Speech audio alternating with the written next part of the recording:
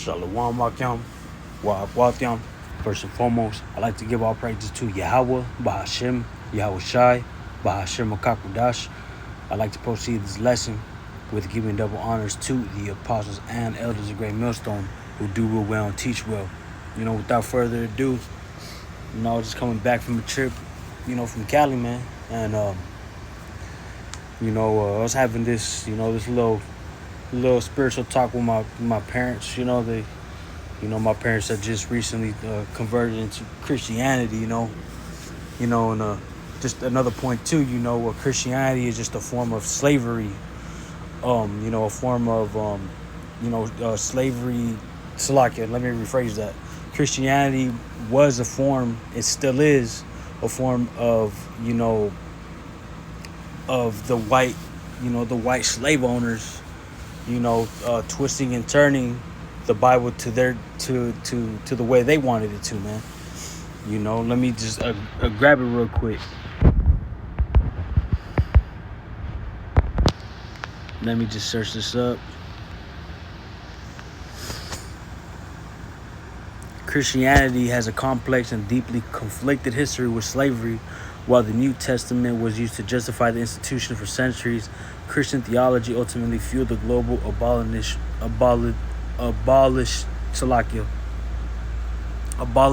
movement. It reads right here, it says the historical context of the Bible meant ancient texts did not abolish slavery outright, leading to varied interpretations. Old Testament, the Hebrew Bible permitted debt slavery and indentured servitude, but mandated safeguards. It also heavily restricted the brutal chattel style enslavement practiced centuries later. Nonetheless, Christianity is a form of, of a weapon that the white slave owners, the Edomites, the so-called white race, which their nationality, according to the Bible, they go back to Edomites.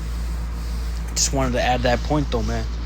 But they're we're just talking about spiritual things, when it just came up to my attention, because the letter J, let me just search that up too, man.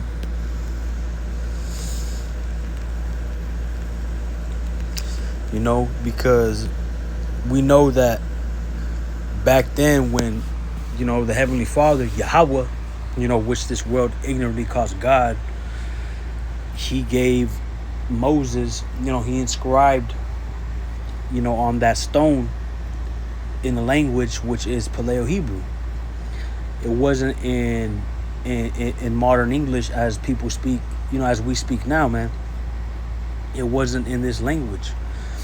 And this is proof right here. The letter J was separated from I in 1524 by Italian scholar Gian Giorgio Trissino. However, the 1611 edition of the New James Version did not use it and still spelled words like Jesus and James with an I. Jesus. Things of that nature, that's just an example, Jesus.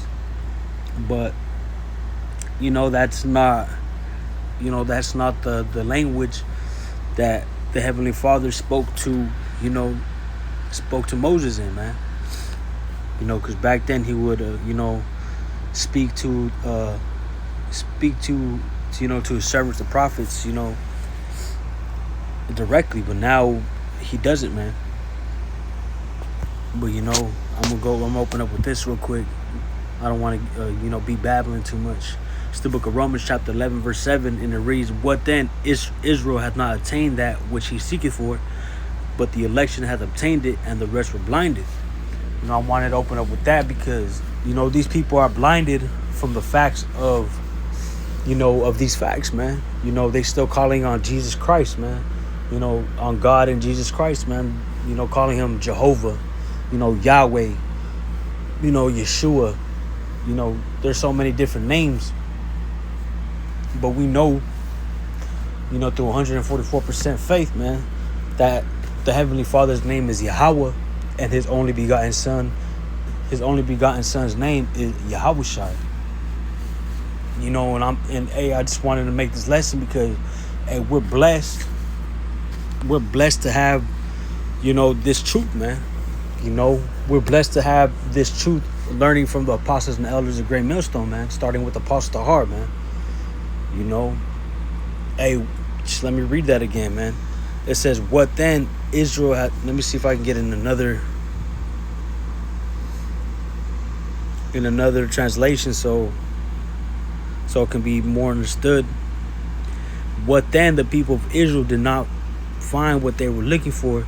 It was only the small group that Yahweh chose who found it. The rest grew deaf to God's call, to Yahweh's call, man. Salakia. You know, let's see if I can get another one real quick in the AMP. Let's see. Okay, it reads right here. What then? Israel failed to obtain what it was seeking, that is Yahweh's favor by obedience to the law. But the elect, those chosen few, obtained it, while the rest of them became hardened and callously indifferent. You know, let's see if I can get a better one. Let's see. In the NLT. So this is the situation. Most of the people of Israel have not found the favor of Yahweh they are looking for so earnestly. A few have, the ones Yahweh has chosen, but the hearts of the rest were hardened. Hey, and hearts goes into your mind, man. You know, Yola'ab. You know, hey, the Lord is blinding the rest of these people, man. We can bring it out so much, but these people ain't gonna grasp and understand, you know. Hey, because, hey, they're the valley of dry bones, man. You know, the Lord has only permitted a select few, you know, men and women on earth to understand and to fully receive this truth, man. And by that way, hey, we're blessed, man. And this is to back it up. It's the book of Matthew, chapter 13, verse 16 through 17. But blessed are your eyes, for they see, and your ears, for they hear. For verily I say unto you, that many prophets and righteous men have desired to see those things which ye see, and have not seen them, and to hear those things which ye hear, and have not heard them. Hey, man, we are blessed to have this truth, man. Hey, call Allah Yahweh B'Shem Yahushai. You know, because hey, we can just be another, you know, blind, you know, deaf, you know, deaf vessel out here, man. Let me get this real quick. You know, we can be a broken vessel, man, a broken cistern that holds no water, man. I'm gonna read this real quick. The book of Jeremiah, chapter 2. Let me see.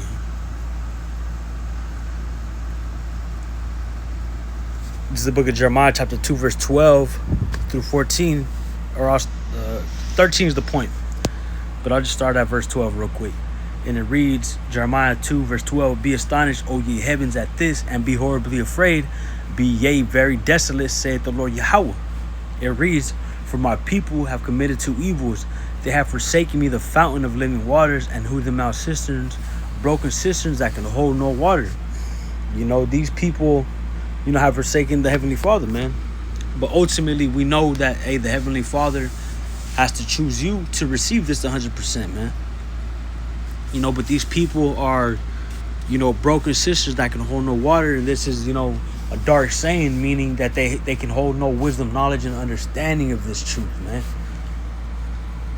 You know, the Lord has to choose you, man. Let me go back to Matthew 13, and I'm going to read this again. Matthew 13, verse 16 through 17.